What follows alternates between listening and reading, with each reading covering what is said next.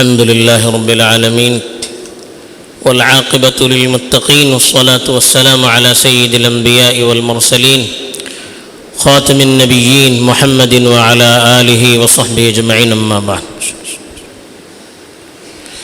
میرے دینی اور ایمانی بھائیوں، بزرگوں اور دوستوں، اللہ تعالیٰ نے جتنی مخلوقات دنیا میں پیدا کی ہے اس میں سب سے بہتر، سب سے معزز اور اللہ کے نزدیک قابل احترام جو مخلوق ہے وہ ہے انسان. اللہ نے انسان کو خود اپنے ہاتھوں سے بنایا. خلقتہ بیدی کا، میں نے اپنے ہاتھوں سے انہیں بنایا ہے. اپنی روح اللہ نے خود سے پھونکی ہے. وَنَفَخْتُ فِيهِ مِن رُوحِي، کہا کہ میں نے اپنی روح آدم کے اندر پھونکی.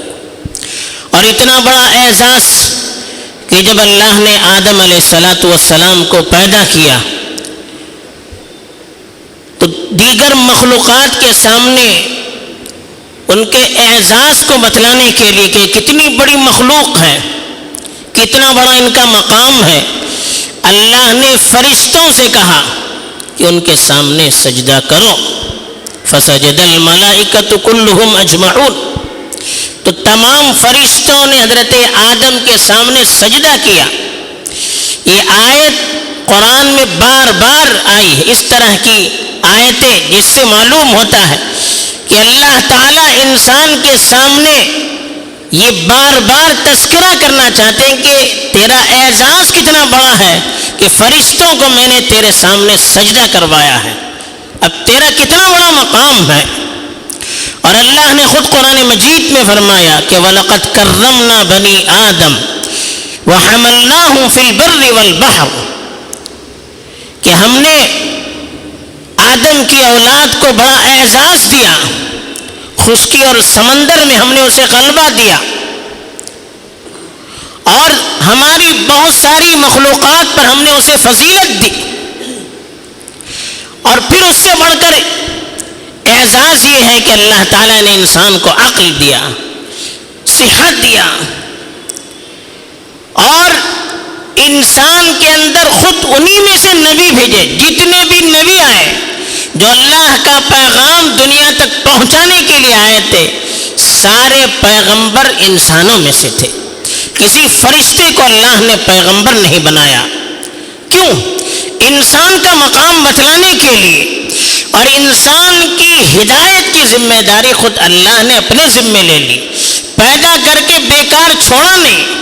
کس کی عبادت کرنی چاہیے، کیسے زندگی گزارنی چاہیے، کون سے کن اخلاق سے اپنے آپ کو آراستہ کرنا چاہیے، یہ بھی اللہ نے خود بتایا. کیوں کیا ہے؟ انسان کی اہمیت کی وجہ سے، انسان کی قدر و قیمت کی وجہ سے. مقصد یہ تھا کہ اتنا بڑا جو انسان میں نے پیدا کیا ہے، یہ انسان سوائے میری عبادت کے اور کسی کی عبادت نہ کرے. لا تسجدوا للشمس ولا للقمر واسجدوا للہ الذی خلقہن، کہ آپ سورج کو سجدہ مت کریں، چاند کو سجدہ مت کریں، بلکہ اس ذات کو سجدہ کریں جس نے ان ساری چیزوں کو پیدا کیا.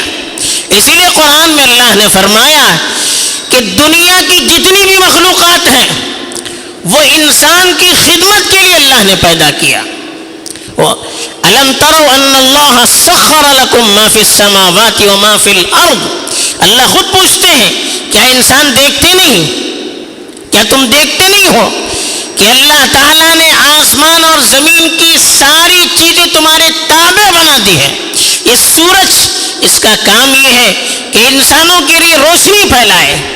چاند رات میں انسانوں کو راستہ دکھلائے.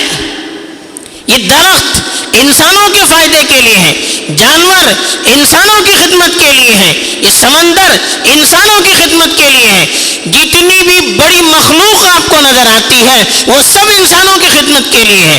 سب پر انسان اپنا کنٹرول کرتا ہے. تو کتنا بڑا مقام ہے انسان کا. اب اس انسان کو کرنا کیا چاہیے؟ جب اللہ نے ساری چیزیں انسان کے لیے دی ہے تو انسان کو کیوں پیدا کیا؟ انسان کو اللہ نے اس لیے پیدا کیا کہ وہ اللہ کی عبادت کرے، ایک اللہ کے سامنے اپنا سر جھکائیں، ایک اللہ کی عبادت کرے، اس لیے انسان کو پیدا کیا اور ساری چیزوں کو اللہ نے اس کے تابع کر دیا۔ اب اس سے بڑھ کر انسان کی کیا بیوقوفی ہو سکتی ہے، کیا حماقت ہو سکتی ہے، کیا کم عقلی ہو سکتی ہے، کیا پستی ہو سکتی ہے، کیا ذلت ہو سکتی ہے کہ جو چیز انسان کی خدمت کے لیے اللہ نے بنایا، جن چیزوں کو اللہ نے انسانوں کے کنٹرول میں دیا، انسان کے تابع کر دیا، انسان ان چیزوں کے سامنے سجدہ کرے، انسان ان چیزوں کو پوجنے لگے، کیا ہوگا انسان کی عقلوں کو؟ خاص طور پر افسوس تو اس وقت ہوتا ہے، انسان کی عقلوں کی دیوالیہ پن کا احسان اس وقت ہوتا ہے، انسان کی بیوقوفی کا اس وقت بڑا احساس ہوتا ہے کہ ایسے لوگ جن کے ہاتھوں میں حکومت کی باغ دوڑ ہوں، جن کو لوگ بڑی عزت اور قدر کی نگاہ سے دیکھتے ہوں، جن کی وجہ سے لوگ یہ کہتے ہوں کہ ہماری عزت بڑھ رہی ہے، ایسے لوگ ان پتھروں کے سامنے جو خود ایک انسان نے اپنے ہاتھ سے بنائے اپنے آپ کو جھکا دے، اس کے سامنے زمین پر ایسے لوٹ پوٹ ہو جائے کہ جیسے کوئی مٹی میں پڑی ہوئی چیز ہے، معمولی چیز ہے، تنکا ہے، کیا اتنا ذلیل ہو گیا انسان؟ اس سے بڑھ کر انسان کو شرمناک اور ذلیل کرنے والا کیا واقعہ ہو سکتا ہے کہ جس انسان کو اللہ نے اتنا اعزاز دیا ہو، وہ انسان خود جھک کر، خود زمین پر پڑ کر ساری انسانیت کو شرمسار کر دے۔ اس سے بڑھ کر بیوقوفی یہ ہے کہ دوسرے انسان اس پر تالیاں بجانے لگے، دوسرے انسان اس کی تعریف کرنے لگے، دوسرے انسان اس کی تشہیر کرنے لگے۔ کیا ہو گیا ہے انسان کی عقلوں کو؟ کیا عقلیں معوف ہو چکی؟ کیا ضمیر مر چکی؟ کیا انسانیت برباد ہو چکی؟ اتنی بھی عقل انسان کو نہیں ہے۔ کہاں پہنچ گئی ہے دنیا؟ اتنے اسکول، اتنے کالج، اتنے مدارس، اتنے ادارے، اتنی ترقی، اتنی ڈگریاں، اتنی بلڈنگیں، کیا انسان کو اتنی پستی پر لانے کے لیے ہے؟ کیا انسان کو یہ چیزیں اپنی عزت کا احساس نہیں دلا سکتے؟ تو ان بیوقوفیوں کو، ایک مسلمان کو تو اس سے کبھی متاثر نہیں ہونا چاہیے۔